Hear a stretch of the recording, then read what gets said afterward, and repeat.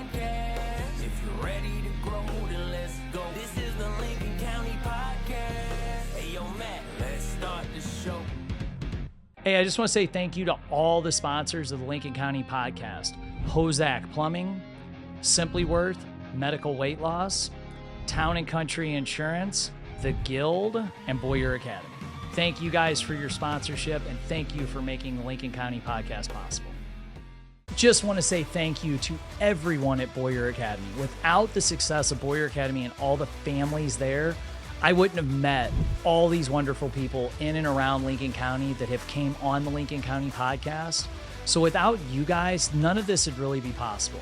Having this has been a dream come true to sit down and talk to so many business owners and share my experiences at Boyer Academy, their experiences and successes with their business with everyone in and around our local area.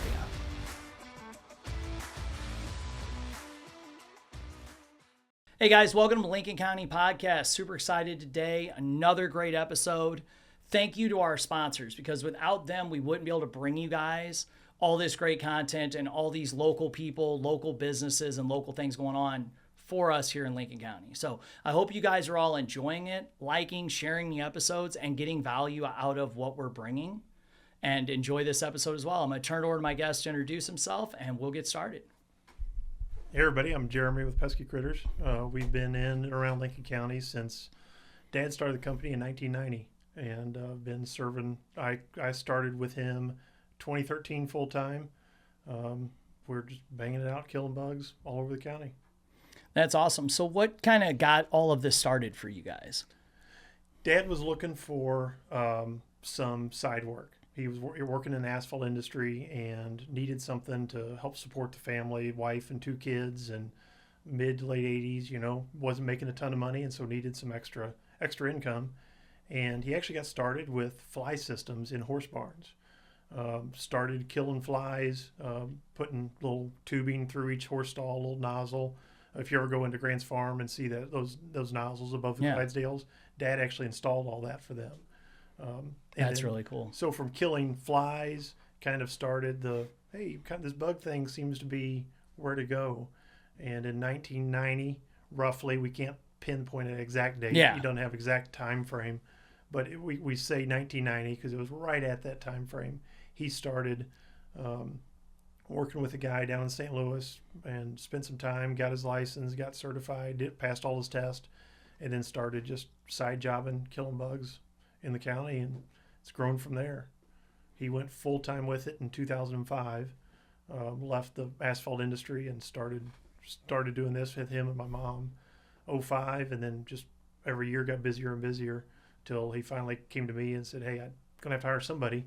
Do you want to come work for me full-time? Because I was helping him out here and there, doing some drilling, termite jobs, trapping moles, doing some wildlife stuff. And I said, yeah, kind of done doing. I was in construction, worked for RP in Old Monroe, and I had not burned myself out, but I was ready for a new adventure, something a little different, and started working with him in 2013, and here we are today. At what point did he, or was there a point where he kind of said, and I think you have this with a lot of entrepreneurs that do well, like, I want to do this full time, or I have a dream to do this full time, or, was there ever a point that him and then yourself coming into it that kind of had that as a plan? Because I see that a lot with entrepreneurs, that there's a lot of them that were like, just kept working out, where it seems like some people plan it and try so hard and it doesn't work. And then others are like, I just got so busy, I just ended up.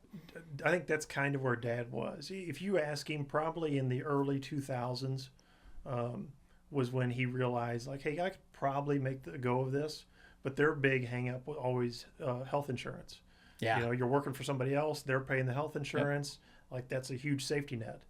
And for him, the big step was stepping out on your own and paying your own health insurance, eating that $1,000 a month in health insurance that is coming out of your stuff. So 2005, he had some heart issues and realized he just couldn't work 2 jobs. And so he was almost forced into choosing between this pest control as his thing or staying with asphalt. And he went with the pest control side. And really, in hindsight, as soon as he went full time, the work just started to flow even more because now you can invest more time. Yeah, and you're energy putting more into time, everything, You know, so he never missed a beat. You know, probably started making as much, if not more money, just because he could invest all that time and energy into this. So yeah, for him, I don't think there was a business plan that he said in 5 years or 10 years or 15 years, I want to be doing this full time. It just worked out that way. Yeah, I think that happens with a lot of people. I know with mine, with painting, I was just finally to a point that I was like doing the math. I'm like, I'm going to work every day for this secured paycheck, union benefits, but I turned down 10 times the money this week. Like the phone just kept ringing and ringing, almost like, hey, just come do this. Just come do this. And I find that's the story with a lot of people, that even like when you see different content from like billionaires, like they're just like, yeah, I just got really good at this and just kept running with it. It wasn't really a dream and a visualization and a long-term business model laid out. Yeah. It just works out that way. For me, when I came to work with him, I knew there would be a point where I'm taking over the company. He and I kind of talked about it. We didn't have a 10-year plan or 15-year plan for me taking ownership in the company.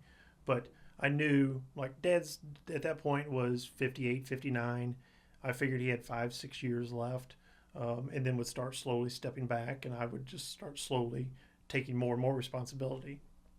Unfortunately, I started in 2013. 2014, he got diagnosed with pancreatic cancer and ended up passing away. Got diagnosed in July, passed away in November. So I was really forced into taking a lot more responsibility on it, because then it was just my mom and I.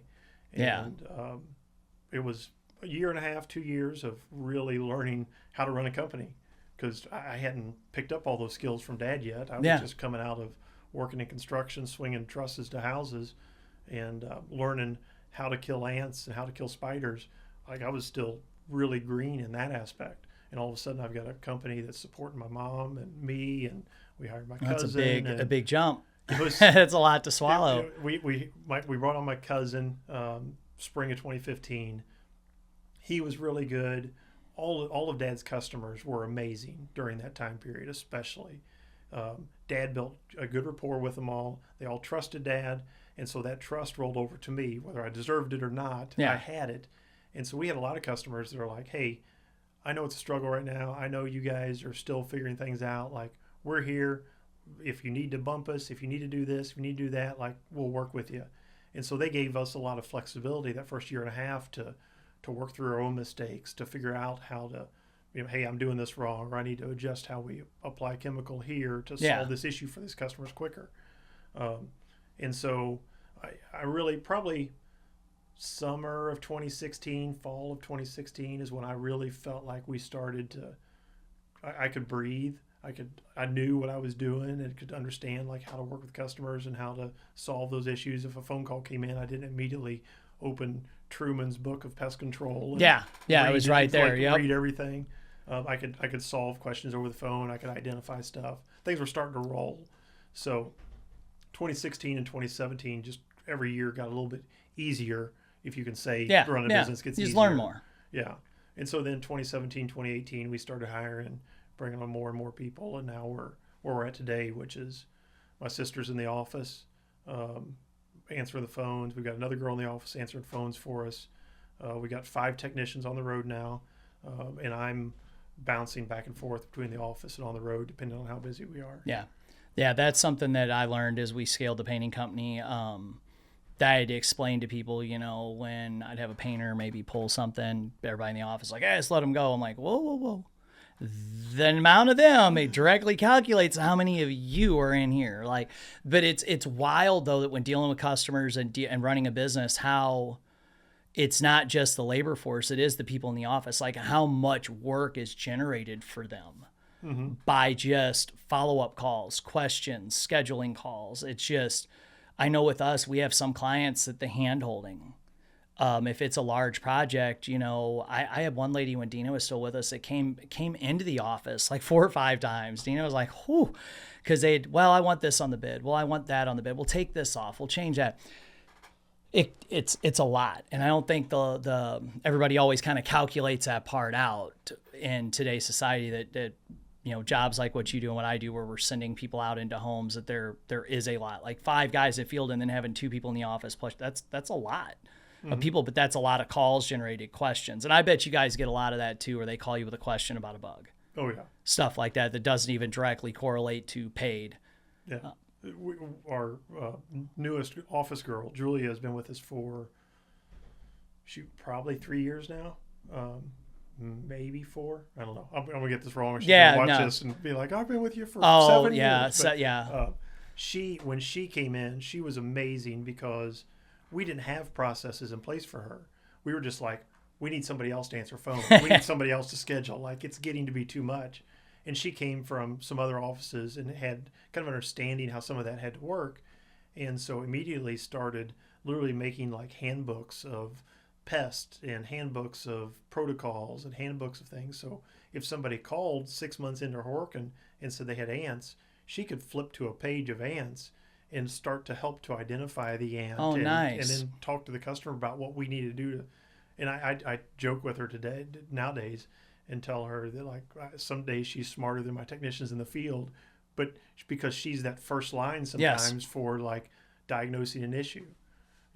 She's been really good at hand holding. Yeah, well, and with what you're doing too, it's again, it's gonna kind of correlate with me. Like, every house could be different. Everything you're gonna come across, there's gonna be something a little bit different. Mm-hmm. That's the hardest part. What I've had when I was training a sales rep. Well, how much do we charge for this? Well, for example, I had a lady email a message over the other day: 900 square foot of soffit or fascia, 600 square foot of soffit, 2 garage doors.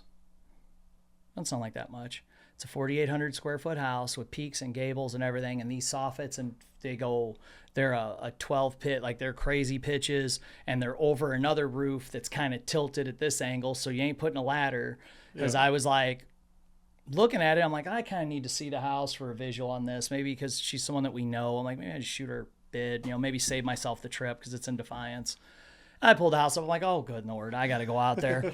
Because her house, it's going to be a different bid than it would be if it was a smaller ranch, because there was nowhere to put a ladder. There's just so many different things that are going to cost a lot more with a lift and things. That's a really hard part. So having someone in your office that understands the difference and can start looking at those things is huge. Yeah. When we first expanded, I had a lot of people working for me, but the amount of questions, I would drive down the road and just want to chuck the cell phone out the window because the amount of stuff. And when I downsized and went backwards a little bit, I realized that was the next. I had to learn to be better at training that stuff in so we could expand, because I had all the people, but I did not decrease my workload one iota, like not even a minimal bit. So having somebody like that in the office that can do that's great. And I think another thing too that I meet with entrepreneurs is they think they got to have all that stuff planned out. Like, you brought someone in, she started building the book. That's how you get it. Yeah, you could, in the back of your head, you can say, I need to build that book. But until, like, for us that are not as super organized, sometimes you just have to hire and have to go, and then that stuff just starts happening. And if it doesn't happen, then that's on you. Yes. But now we've got that book out there. Now, if the next person, we hire another office person, we've got that already in place. Yep. And we can, you're always adding to it. You're always adding SOPs. You're always adding information to that stuff. But you almost have to jump in the deep end sometimes to get those things to actually happen. Yeah. Because if I just tell myself, oh, it needs to happen, it never does. No. And I'm guilty of that too. There's a bunch of different things. We're going to slow down just a little bit this winter with some builder stuff. And that's one of my goals this winter, is to really start dialing in some of the procedure things and trying to come up with some different stuff to where there is a handbook in the van that covers some what if issues, maybe a full packet breakdown on directions on using a sprayer, just in case. It's stuff that I've got memorized, but I had an employee the other day was turning a valve the wrong way. He called me, he goes, I don't know what's wrong. I was like, well, you're gonna have to wrap up. I'm nowhere near your job site.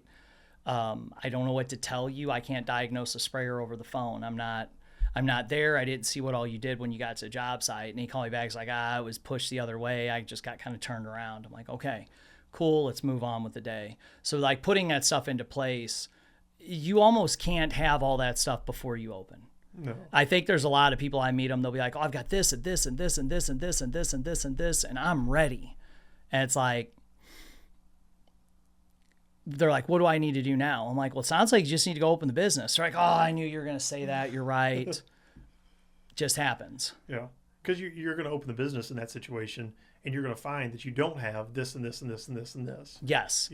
And so for most of us entrepreneurs, I think it's just sometimes you have to just do it, and go for it, and try it, and then not try it and fail miserably every single time, but realize where your weaknesses are, realize where hey, I can, my guys can go kill spiders, but if I hold their hand a little bit and teach them the right way to kill spiders all day, every day, then when the next guy comes in, my other guys already know, and this guy, I'm just do it like this. Here's the protocol. Here's the SOP for killing spiders around houses. And then it's much easier to train that third guy or that fourth guy or that fifth once guy. You have those structures into place. Yeah. And that's something that I was able to do for a while in the beginning because I was on the job site so much. And it was with having a teaching background that helped me. But then we got to a certain size, it was just like, whoa, because we literally went from 2 vans to 5. Yeah. Like it was a big jump, and painters probably like the same thing. Everybody's kind of got their way of doing it. Mm-hmm. Your guys probably got a way of I'd really, this chemical over here is one, great, but you guys use that one, we get that too. Oh, yeah, I love this paint. So like seeing those things, you can't be clairvoyant. That's something I've got to at the beginning. Like you're only going to go so far with it. Planning it all out, there's going to be a lot of learn as you go. Definitely. And if at some point you're running a business and you've stopped perfecting it and making it better and developing that stuff, then you're not in the right business. Businesses are always evolving and changing and growing. New stuff coming out, new paints, new chemicals, new techniques. Oh yeah. No, I started doing that. I always avoided painter stuff on social media, and I started watching a lot of it just because I have to be on social media so much with the other businesses. I started watching it and I was like, oh, well, that's pretty cool. The other night, for example, they make a wheel with a handle that has clear plastic, and you could run it around the carpet, so you don't get paint on the carpet. That's great, but how many houses have carpet? Sure enough, watching some videos, a guy put up a little short thing, and they were putting down, it's basically a contact paper like you put on your cabinets, but they're 36, 48-inch sheets for laminate floors instead of drop cloths. Because what we have on job sites, you have the drop cloths out, a guy walks through, he kicks it, catches his feet. There's normally other people there. There's dogs, there's the homeowner, or we're on a new build where there's other trades. Now they make this really cool contact paper you put down, just roll it up at the end. It sticks. Awesome. I got to call into the company and see how much that stuff is, what type of applicators they got for it, because that is a problem that we have, is little speckles here and there with paint. And most of it's stepping in it and then walking to go help somebody answer a question or whatever. And you left a little track, and by the end of the day, you clean it up, but it's time. Yeah. But by watching this stuff on social media, as you put up, I'm like, whoa, freeze, what was that? Oh, that's really cool. And it's color, that's neat. I'm going to check that out. You learned. It's stuff's changing every day. They're changing the products. Like you said, our paint changes all the time, and they normally don't tell us. We just notice that something's funny with it, and we find out, oh yeah, we did and I bet you guys get that with new chemical. I bet the chemical side is insane. It's not crazy as far as changes in chemical, because it has to all go through an EPA process. Yeah, no, for sure. So that's a little bit slower. But what we've had happen is chemical formulation changed slightly, and there are a couple chemicals we've used in the past. All of a sudden, customers are like, "Ooh, I'm getting an odor now," or it quits killing bugs the way it should have, and it's the same label, everything. Yep. And then you call the company, and they'll be like, "Oh no, they changed the formulation of that. This last batch, they went to this, so it was supposed to be this, and now it smells." And now you've got customers complaining of odor issues in houses. So, that doesn't happen a lot, but it's definitely out there. It's definitely happening. We'll notice that too. They'll Sherwin-Williams, because they sell, or any of the paint companies, they sell coast to coast. If California makes a big change, they'll change the products. We'll just notice something in them, and why is it doing this? Or why did, like we've been on a big long project, and the last 2 buildings, we right in the middle of ordering one, our paint didn't match up. I'm Stu. I'm the founder and president of the Guild Men's Fellowship. As a first responder, I know firsthand what it's like to pour into your community and lose sight of personal aspirations.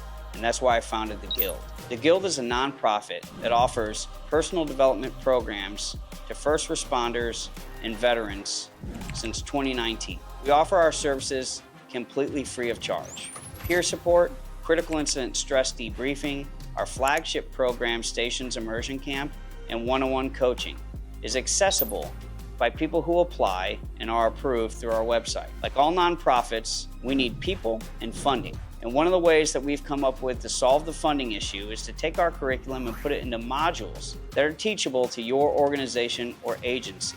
In this way, we can further your mission by putting your investment to work for people who have served.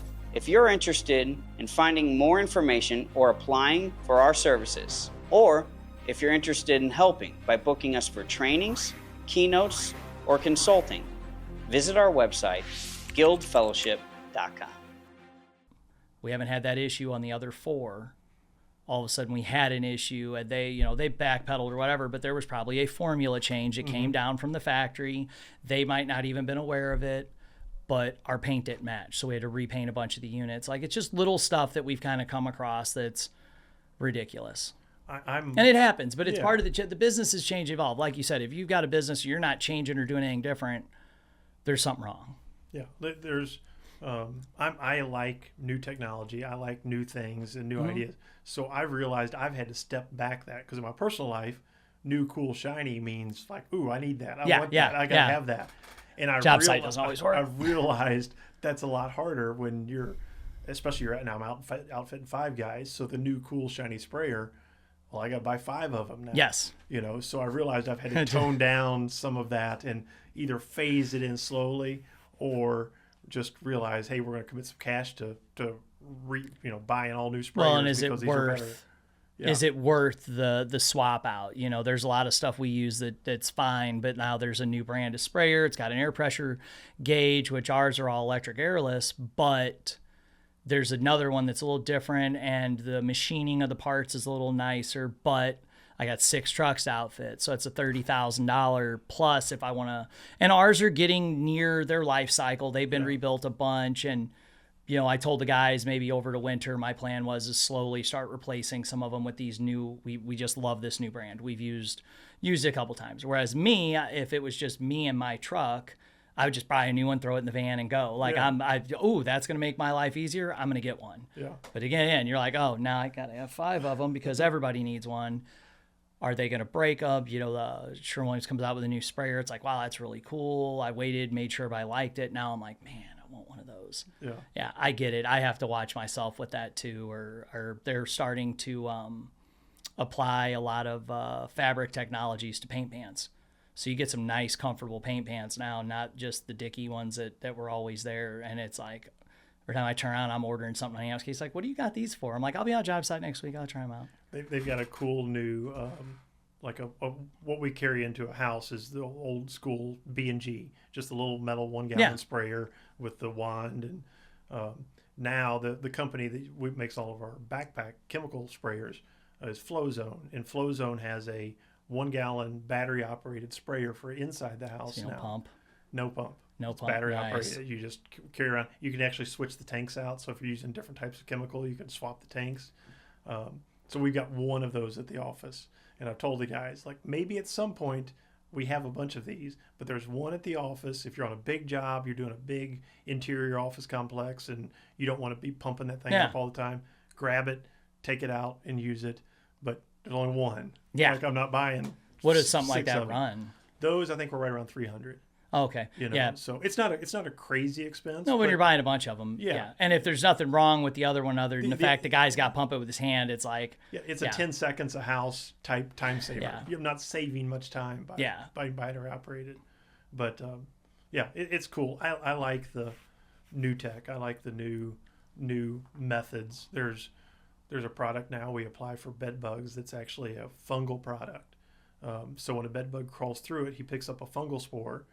When he goes back to his little nook, he'll share it with all the other bed bugs, and then in about 4 or 5 days, that spore will germinate and kill all the bed bugs. Oh, cool. Released, yeah. And it's got like a true 3-month residual. A lot of companies will tell you like, 3 months, that's how long your chemical application is going to last. For bed bugs especially, it's not. It's 6 weeks, 7 weeks, maybe. This stuff has a true 3-month residual. So it's allowed us to offer a 3-month warranty on bed bug work. using that product. Had great success. We've used it since probably 2020, 2021, in that range. Great success with it. So it's some of the newer, hotter product that I've actually started using that has worked really well for us, you know. But occasionally you'll buy something, try something, it's just an utter failure. You think it's going to be the next new hot product, and it's not. You just spend some money on stuff, and now it's on the shelf somewhere, not gathering dust. We get that same stuff with paint, or there'll be something that comes out, or a new brush. I'll see a video. I'm like, oh, that's cool. And a lot of times I'll order me one to test it out or whatnot. And if it's good, then we'll kind of switch, because a lot of stuff, our stuff is tried and true. Yeah. But like there's a chemical, and it's been out for a while, but I've seen a lot of videos that work, and you can brush over glass. So you spray the window frame and then just peel its liquid mask. Looks great. I've seen a bunch of videos of it. Seems like it works really good if you put it on right. And I told the guys, because we've been getting a lot of calls for painting windows black. People want the window frames, because to get new black windows is, I'm told, astronomical. For us to paint them, it's not really that bad. And I told the guys, I'm like, well, let's check some of this stuff out, because if the windows have some trim or anything on them, you know, it's quite a bit of taping. Yeah. And you have to spray something like that for it to look correct.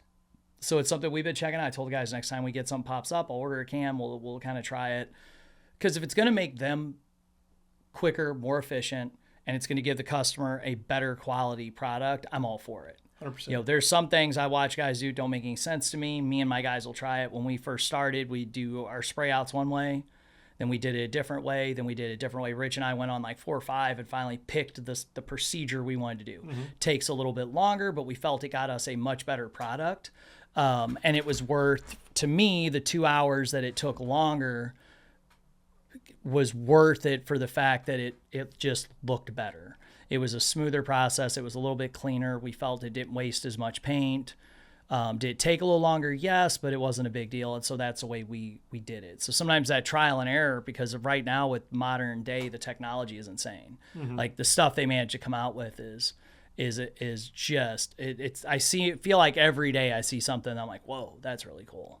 Yeah. Whether it's for my field or other fields, it's really neat, some of the tech that's out there. It really is. What is like the biggest thing you guys get called out on? Is it just like maintenance sprays, or, you know, maybe second, because I would say it probably would be your biggest. Yeah. For us, our big drivers for phone calls are your general pest around the house. Yeah. Your ants, your spiders, crickets. You'll have your certain times of the year pest, a Japanese beetle issue, or Asian lady beetles, or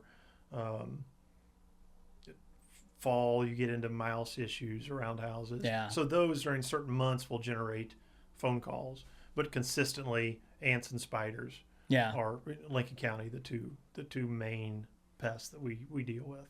Now, is the biggest thing with spiders the kind of the food source for them, the fact they're around, or is there stuff you put out that actually does kill the spiders? Stuff we put out does kill the spiders. Yeah. The old wives' tale is you can't kill spiders. You gotta spray spiders directly or whatever. Oh, I don't know that. Yeah. That's just, I hear it all day, every day. Somebody, Yeah. And normally it's an old pest technician that told them like, oh, I can't kill that spider. Yeah. So then they're like, well, pest control ain't gonna kill spiders. Spiders walk on toenails, basically. So you could spray a barrier across this table right here, and then turn a wolf spider loose, and it's going to walk right across that barrier, might not even pick up any chemical. Where you kill a spider is when it actually crawls down in the crack or crevice and picks up that chemical onto its upper on its leg or on its back. Makes then sense. It gets absorbed into the spider, and that spider dies. Depending on the size of the spider, big female wolf spider might take 24 hours before it picks up enough of that chemical that's spending time in that zone. But the chemical we use for spiders especially is, imagine little bitty balls of chemical. And when that spider crosses it, it picks that ball up, and then that ball breaks open, and that's the dose of chemical it gets from that ball. So brown recluse are a big one in Lincoln County. Yeah. Everybody's worried about brown recluse. That when we do a treatment for brown recluse and come back in 3 months, there are more dead brown recluse visible than when we started that job. Like you can definitely kill spiders. Yeah. You know. No, I was just curious on that, because I know anytime I've had any businesses or anything sprayed, or my parents had their house sprayed, or apartments I lived in or whatever, you didn't really see that many spiders until they sprayed, and there was dead spiders everywhere. And I thought someone at one point had been like, oh, it's because all the other bugs die, and so then the spiders die, which didn't make a whole lot of sense. No, but there are chemicals out there that aren't going to transfer as well. Yeah. And so they're not going to kill spiders as well. The stuff you're buying over the counter in the store, a lot of times if you spray a spider with it, you're going to kill it. But if you sprayed a spider with enough Windex, it's going to die. Yeah, you get drowned them. You're going to drown everything, But like we're successful definitely with spiders. All insects needs food, water, and shelter. And so if you can solve any of those, take 2 of those, 3 of those away, you're going to kill bugs without doing pesticide applications. Wow. The pesticide applications speed that process up, make it easier to control the food and the shelter, because when we show up to a house, we're getting rid of a food source for the spiders. We're also applying something that's going to kill the spiders while they're looking for more food. And then we can talk to our customers about things that they can do at the house to help speed up the kill or help clean make their it more house. efficient. Yeah, clean the house, pick up the leaves that are piled up around the house. Yeah. That's a big one. Oh, I bet. know? Yeah, I didn't think about that. I always have noticed that at houses, because if we're painting outside, painting the foundation, stuff built up around it. But yeah, I bet that'd be a big place for them to live. Spiders and ants. Yeah. That leaf pile, leaf litter, Mm-hmm. it's damp. It stays damp this time of year. We just had this rain today. That leaf litter is going to absorb that and hold moisture for a few days. And so the ants are in there nesting. The spiders are living around that because all the other insects are. Yeah. So that's the food, water, and shelter right there. I never thought of it that way. I've always been particular with that at my house, just because it kills all the grass. Like laying, when that stuff's up against the foundation like that, I've always blown it away and cleaned it up, but I never thought about it for the bugs. Oh yeah. It's a big driver for pest issues around the house. Yeah. So do you guys do stuff? You said bed bugs, but then like flea, tick, stuff like that in the houses. I know very rarely do we come across that in houses. Every once in a while we'll get an investment property we got to paint, and we'll have to call a guy and be like, bro, this is gross. Like because my guys will send me pictures, their ankles all bit up, and I'll be like, all right, pulling you.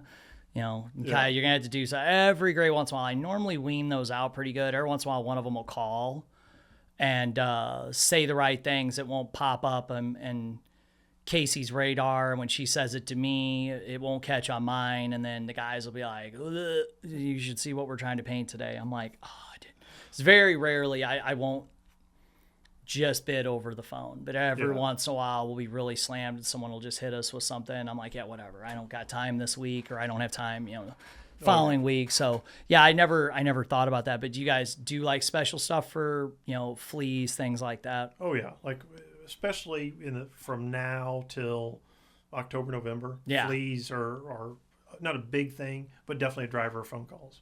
It's warm, hot, animals running around outside, wildlife running through your yard, transfer fleas. Then the dog goes out, poops, runs in the house. Dog's not on something because the dog's an indoor dog all the time. Yeah. And it only goes outside to poop, so the customer doesn't think the dog needs flea treatment. Yeah. Well, he picked up 2 fleas, goes inside the house, and here we are.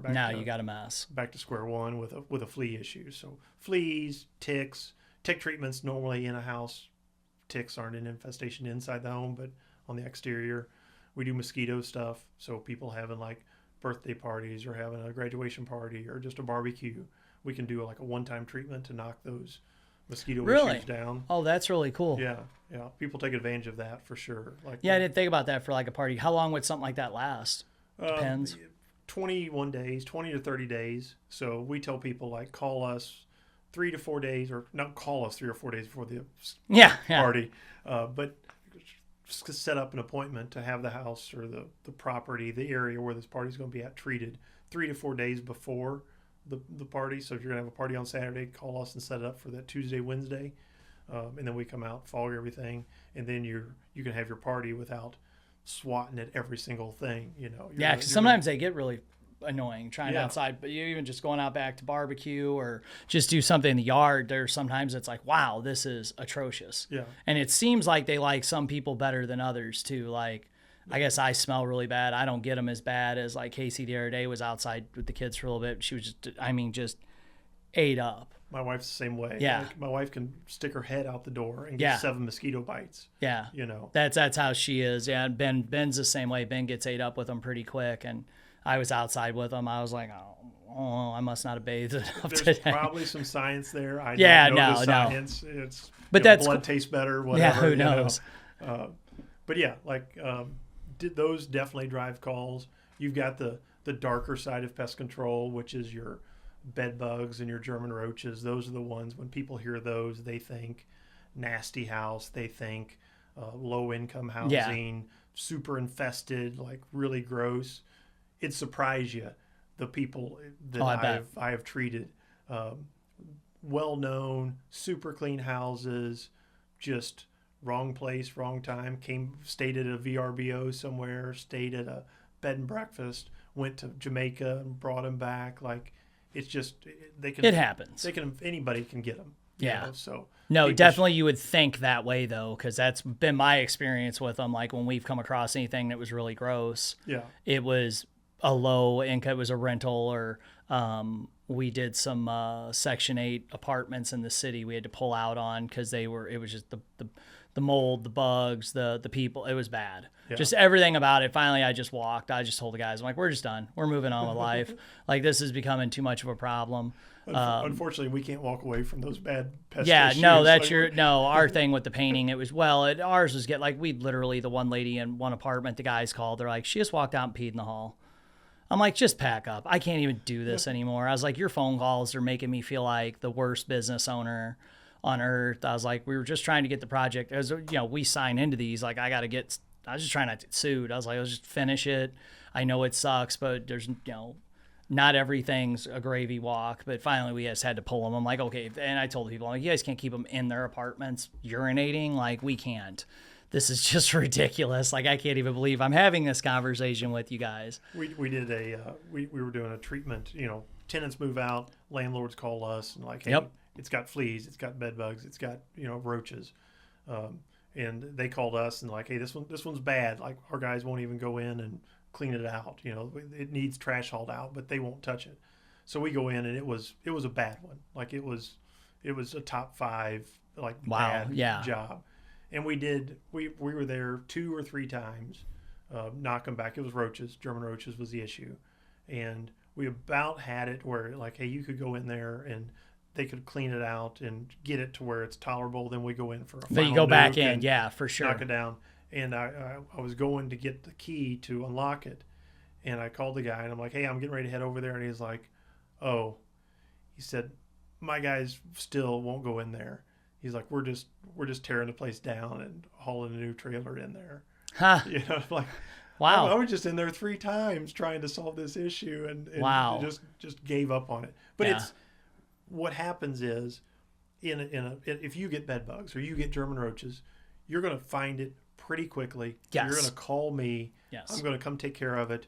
It doesn't evolve into a massive issue. Yeah. In low income housing, you're dealing with people that don't have a lot of money, that are scared to tell their landlord of the issue, or they grew up in a house like that and just assumed that was normal life.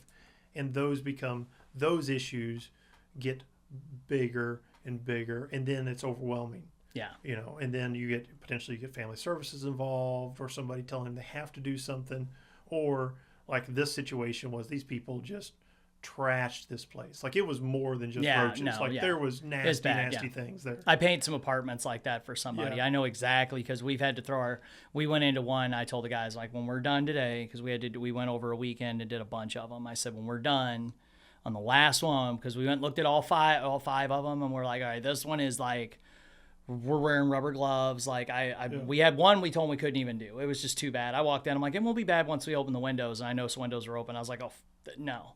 So the guys like, we'll do the worst one last, and we'll throw all our drop cloths. We'll throw our sweatshirts. They wore their old work boots. I was like, I'll give you guys new sweatshirts back at the shop. I've got rubber gloves in the truck. We'll whatever. Mm-hmm. And, but in the middle of one, they were bad. Just the roach, the pet feces, just everything. And we were in the one, and I was like staring at the wall, and the guys were starting to do some work, and I said, I got it. And they said, you got what? I said, I know what all the spots are. And they said, what? And I went, whack. I was like, That's where they're smacking and killing the bugs on the wall. That's what that spot is. And they went, oh, I'm going to be sick. And because the whole place was covered in them. And it was where they were sitting in there smashing them because they were crawling up the walls that bad. I mean, hundreds of spots. Then the really bad part is because they called us. They said, hey, all the floors are going. Just spray the whole unit, roll it. You'll be good. It covered up really well with latex paint. We got done. I was like, it really creeps me out to see how well this apartment looks, considering how bad it was. See, we could team up. Like, yeah. Go in there, kill the bugs. You come in behind and paint it. There we go. Ship a boom right yeah. there. Oh, I know. It was bad. Package deal. Hi, my name is Scott Lutz with Town & Country Insurance. We specialize in personal lines and business insurance. We're at 502 East Cherry Street here in Troy, Missouri. You can also find us online at tci.u.com. We would love to earn your business.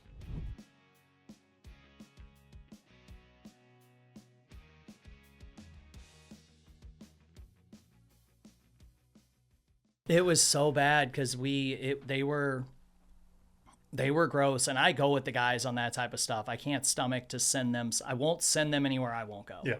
And so I went down there with them, and we don't. That's very rarely. Most of them we do are just move in, move out. So every once in a while you get one where they've been in there a long time. Mm-hmm. Or years ago I did one with my boss where the lady had rented it for like 16 years. It had 7, 8, 9 cats. And what happened was we sealed the floor up to seal up all the odor from the urine. It pushed it into the lower units because it pushed it through the bottom of the boards. They ended up having to completely subfloor the whole. It was a house that had been made into 2 apartments.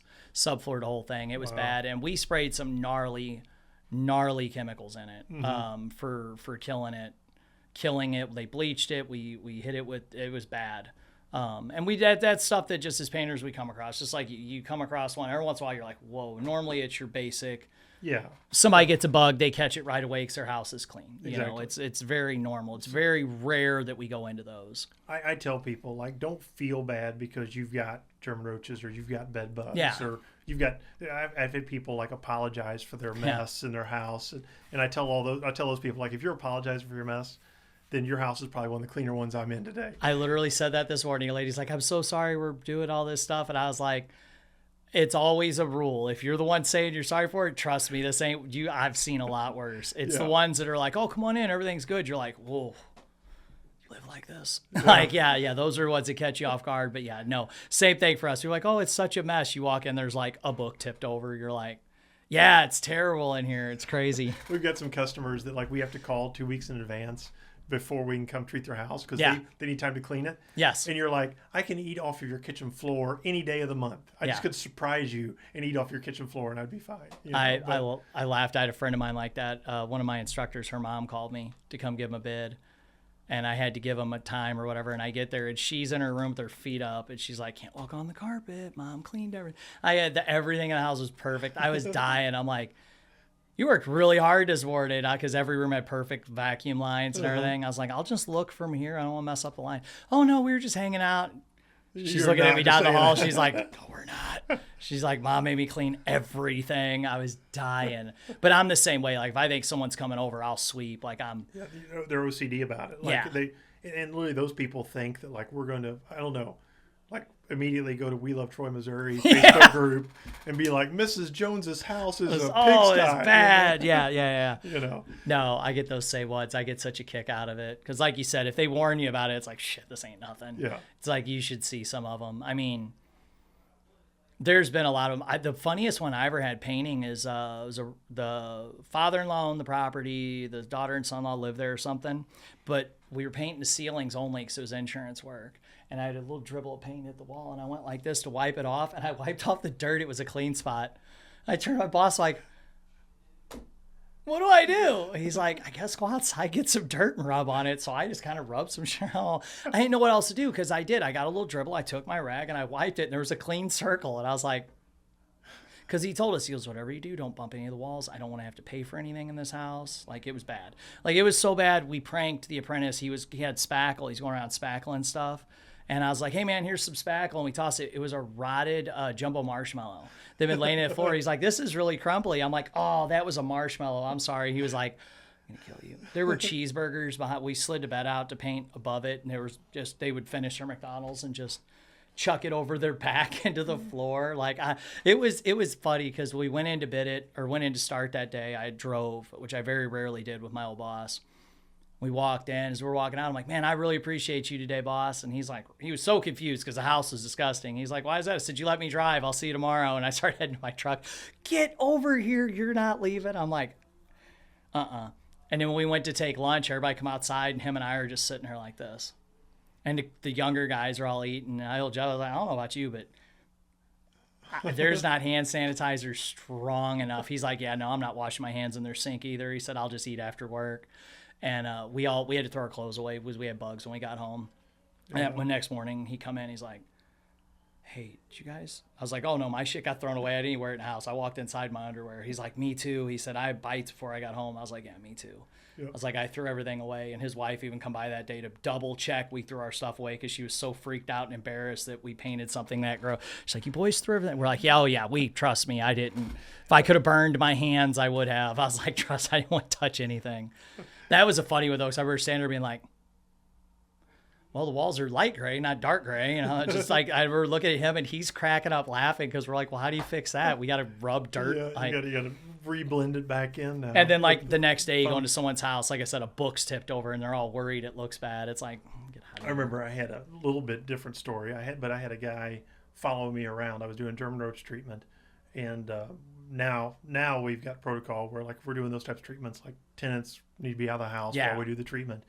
But this one like was early on, still learning, still developing those SOPs and all that. And he was following us around. And when you're doing a German roach treatment, you're, especially on these infested rooms, you got to pull drawers out and treat back in behind everything. And I start to open this drawer, and he stops me. Like you can tell he gets super nervous, agitated, and it stops me. And he tells me, he's like, "Oh, sorry, don't. That's my wife's like, panty drawer. Like, I don't want you guys looking in there." I'd already started to open it and realized there was a little box inside that drawer, and there was nothing else in that drawer with that little box. So I knew it wasn't his wife's panty drawer. Yeah. I go like 3 drawers down, takes his wife's panty drawer out, set it on the bed, and treat around it. Doesn't say a word. But his lie was it was the wife's panty drawer. I'm like, yeah, no, I understand. There's a glass pipe in there. Whatever. To get you by, like, it's all good. I'm not here to tattle. I'm not here to call the cops and be like, hey, you need to arrest this guy. We've always had that too, where they're like, oh yeah, just move whatever you got to move. You're like, all right, we're gonna move the master bed. Yeah, we're gonna move your master bed. Like we gotta get under. Oh, I'll be right back. It's I always try to I tell my guys, I'm like, bring it up a couple times. That way they kind of think about maybe what they have under there, because it's just hard to look them in the eye when you find some weird stuff every once in a while. We went to move, a friend of my brother's had been staying with him, and we went to move his bed and picked it up and the handcuffs fell off, and I just died laughing. I was just dying. I was like, hey, forgot something. Oh, funny story. I am good. I'll help you carry this to the truck, brother. We don't need to talk. I was doing a treatment the other day and walked into somebody's bedroom, and there was some stuff on the nightstand. And I know that they didn't realize, because I was there to talk to them about something. And I walked, they left the house, and I got ready to start treatment. Magically, whatever was on the nightstand had vanished into thin air. Yeah. I'm like, hey, I'm not judging anybody. Like, we all have personal lives and whatnot. Yep. But the only thing I get on people about, I had a lady one time, I had to call her. I'm like, you need to go back home. I was like, I was just at your house. You got your tablet sitting out in like 3 different rooms. Had their credit cards, like their tablet on the couch, credit cards laying on it, had some cash on the table. And I was like, hey, my guys are all trustworthy, but I don't need you coming home and thinking there was $20 and there's not. Mm-hmm. I said, I need you to, go put your credit cards and all your stuff away. I was blown away that having people in the house, even though I was there with the guys, and it was a customer I knew, just laying around like that just kind of shocked me. And I was like, hey, can you run back here real quick? Oh, I didn't even think about it. I'm like, yeah, just pick this stuff up, put it away. Everybody I got's trustworthy. I was like, but it's just looks bad. We're throwing drop cloths on stuff, plastic. I don't want somebody to get knocked under a bed. You should have put this stuff up anyways. Don't. We're going to be moving everything around. We're painting. What we're doing. It's all broken down. Some people just don't think about that. No, they're oblivious to it. That's the thing with what we're doing. Like, people have to trust us. Yes. So, because we are invading personal lives. Yes. Like, we're going into the darkest recesses of your home to move stuff, to spray stuff, to Yep. treat, to paint, whatever. And so sometimes they're too trusting. Yeah. You know, like not to, because I hire trustworthy guys, Yep. but because they're just not even thinking about what Yes. could happen if somebody bumps something or a credit card or a wad of cash falls in behind a dresser and then they come home and it's not there anymore. Well, it had to have been the pest guy that Yes. stole it then. Yes. You know, Yep. luckily, knock on wood, I haven't had that. We call had or complaint. one accusation one time, and I had to laugh at the lady because it was one of my employees who is actually really wealthy. His wife is very successful. He just happens to like to present himself a certain way with a mohawk. And I had a customer message, and she's like, I think that guy with the mohawk took my money. Now, while the guys were there painting, her teenage son and his buddies were all smoking weed in the basement, running in and out of the house. But it must have been my painter. And I had to laugh at her because I'm like, ma'am, your house would fit in his house 3 times. Like, he just comes to work because he gets really bored. I tell him when I'm giving him a raise, he's never asked for one. Like, money is not a concern. He just got a brand new car last week. Like, he didn't touch your money. I'm sorry that because he has a mohawk, you thought he did, but yeah, he could buy your house and the 3 neighbors' houses and tear them down for a hobby if he wanted. Like, I had to laugh at her because of the fact that she would accuse him just because he had a wild haircut. And I was like, no, that's just how he likes his hair, but he's actually really well off. He doesn't need to. And that's the only time we've ever had something like that where it was, hey, something went missing. And I did point out, I'm like, not to make accusations, but your teen son was there with some of his friends. Like, it wasn't just my 2 guys in the house. And she dropped it. So it was one of those, they figured out real quick who did it. But you get that. You're going to get that when going in people. I try to explain that too to new hires or people that are new to doing a lot of residential. Like, you've got to approach a customer in a certain way. You've got to, talk to them for a minute, let them get comfortable. You're coming into their home, which is very intrusive to a lot of people. Everybody's home is a very sacred place for them and protected. And you really throw them off when you walk in. Like, it is just another job site to you, but you got to keep that in mind. Like, that is their home, and that's a hard thing. And that's another thing with hiring. I got to watch who I hire. I've got to background check and find some things out about them. I've had a ton of guys reach out that were great painters, great resumes. And it was at a point in time where I needed some. And I had to tell them no because of their past. Yeah. Or had a sexual abuse or a violent charge or something. I was like, yep, that's not going to fly. Can't do it. We're in homes. And it's just part of what we do. You're going in someone's house. And that's something that I'm very comfortable. You're very comfortable in people's houses. It's what we do every day. You're just kind of broken of it. So it's you have to remember that. I have to remember that sometimes. Like, I'll be on a bid and they'll be like, oh, yeah, with the master. I'll just start walking like, oh, hey, did you show me where the master bedroom is? They're like, no, you're good. Go for it. I'm like, sorry. I'm in everybody's house, or I'll start opening drawers in the kitchen, looking at how the cabinets attach while I'm breaking the process down for them. Because some cabinets, the face comes off, some don't. So if they don't come off, they got to empty them out. We'll take the drawer, we tape it off. That way it can still get sprayed. But if it does come off, I'm kind of showing them they don't have to take anything out. It makes it easier. But I have to watch it because I'm pretty good about it unless we get to really chatting. And then I just start opening stuff and checking because I know I'm going to be there for a minute. So I got to get my job done too. Yeah. And just remembering that with what you guys do, are going into houses and everything. It's just part of it. And being professional. Yeah, I teach my guys all the time. Assume that there's a camera on you. Yeah, this day and nowadays, age. I warn my guys that too. I don't make no remarks when she walks out of the room about her butt because you're probably on camera somewhere. Yeah. I tell my guys, like, don't pull your camera out in video. I had a guy one time pull his camera out, and I saw a Snapchat story. He didn't necessarily video anything wrong, but he was taking a Snapchat story of something inside somebody's house. Yep. And I immediately was like, hey, can't do that. Yep. Like, I don't care how cool that thing was. Like, you can't video unless you've asked that customer, like, hey, do you mind if I take a picture of your car or your collection or whatever? Because this is inside people's houses. They're not giving permission for that. No, I'm real careful with that too. If I take like before and afters, I'll ask, but I also make sure that there's not like a family photo over here. Exactly. Which most of the time with us, everything's down, everything's covered up. You can't really tell. But it is something that I've pointed out to people in the past, to my guys, like, hey, watch what you do, or, don't be doing, if they, like you said, a cool car or something, I took a picture of a customer's Audi, but he was home and him and I have been talking about him. Like, hey man, grab a picture on the way out. I said, cool car. And I painted for the guy a couple times. He's like, yeah, whatever. You know, he damn near probably let me take it for a drive. But I warned the guys, like, you got to watch some of that. If, you know, you're taking a picture of a problem and you're sending it to me is one thing, but, you know, most of my guys hardly use their social media and they don't post any painting stuff. It's normally me doing it. But being cautious, being respectful of it, you know, watching it, how you do it. I've been really lucky with the school. With Lincoln County, everybody's pretty chill on stuff because I take a lot of pictures at the dojo. And I don't really walk around and ask each other because you'll get that one person that's like, oh, I don't want my picture. Yeah, well, sorry. But you have to watch it. Friends of mine a friend of mine's in Wildwood, he has to be very cautious of what he does. And I actually had 2 students for a while that could not be because of a custody case and they were being fostered. They could not because they did this awesome braking technique at testing. And I'm like, I set it down. Dad's like, dude, that's the first time you've almost messed up. I was like, dude, did you just see how, because she just went, it was awesome.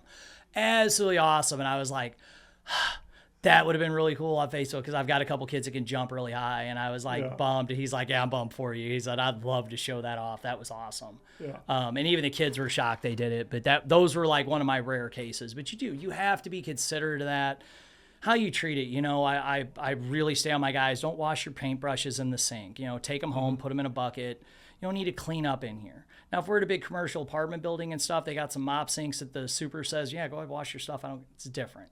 But you can ruin their house. You know, maybe clog their sink up or something, cause headaches down the road, which is, you know, it's not really the cost of fixing the sink. It's the loss of customer base. Yeah. And it still happens. There's people that do stuff when I'm not watching, you know, but teaching that stuff and that respect on someone's house is important because they're not coming into your business. You're going into their home. Mm-hmm.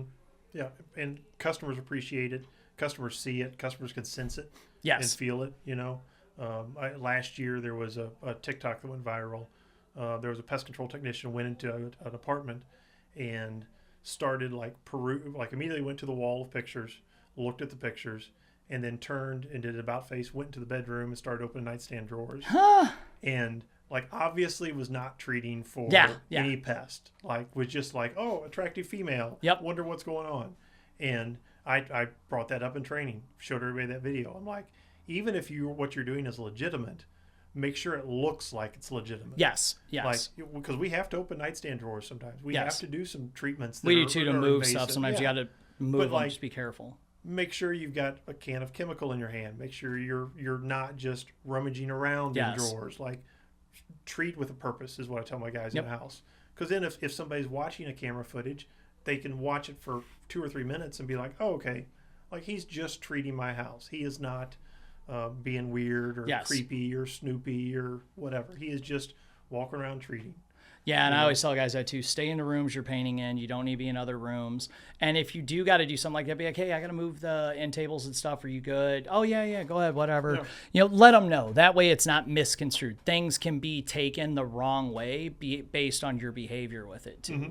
Yeah. So that's a big thing. And I think just keeping in mind that, you know, being local business, being known, you've already established that confidence. Now it's up to the guys to carry that over into the service and handle that service in that way that's going to make you guys proud. It's representing the brand correctly. And that's really one of the hardest things to do as a business owner is continue the way you're going to do it or I'm going to do it down through the rest of the people. Especially when they're out on job sites like they are for you and me. Like in Taekwondo school, it's super easy. My teens, my instructors, my staff are all there and I'm there with them. I see everything that's going on. It's not a big deal. There's nothing I can't address like that. Mm-hmm. Job sites are different. Yeah. Now, like when it was just me and Jake, two of us, like I knew all of my customers. Yes. I was at their house 2 to 3 times a year, if not 4 times a year, depending on where they were at and if it was Jake or I or both of us doing it. Now, I've got 5 technicians. I'll go do a reservice or treat a house because a guy's sick or we're behind or whatever, and I've never met that customer before, you know. But that customer will then tell me, like, man, I love Jake, I love Nick, I love when Daniel or Lane's at my house. They do such a great job for me, and that's awesome. Like, that's a great sense of pride. Yeah, I always like that too. And they're like, oh man, they did this, or they went over and above, or hey, they jumped up and wiped this light off for me while they were here. I love hearing that story. I love that. Or, you know, even at Taekwondo school and people be like, man, Riley really helped us get ready for this or that. It is. It makes you feel good. It's. I don't want them always being like, oh, I wish you were here. I used to hate that when I was trying to build the Taekwondo school up. And if I was sick and someone taught, they'd be like, man, it's okay. Wish you were here. And it's like, yeah, well, me too. But I was. It's a business, and I either close when I don't feel good or I train people. That's how it works. Yeah. So no, I get that. It's always a nice sense of accomplishment. So as we wrap up, what are ways people can find you guys and reach out for your services? You can find us on Facebook, facebook.com/Pesky Critters. We've got a website, nocritters.com. Got a YouTube channel that doesn't have a lot on it yet. Eventually it'll have more if I can get that sorted out and spend some time doing some videos and how-tos and stuff. Otherwise, call us at the office. We're there Monday through Friday. Happy to kill the bugs. Sweet. Awesome. Well, I appreciate you coming on and coming out here today with your busy schedule to do this. Hey, no problem. So awesome. I enjoyed it. Well, you guys, thank you for tuning in. Support our sponsors and make sure to show them all the love and everything that you've shown us and helping us keep this going, because without the sponsors, we wouldn't be here.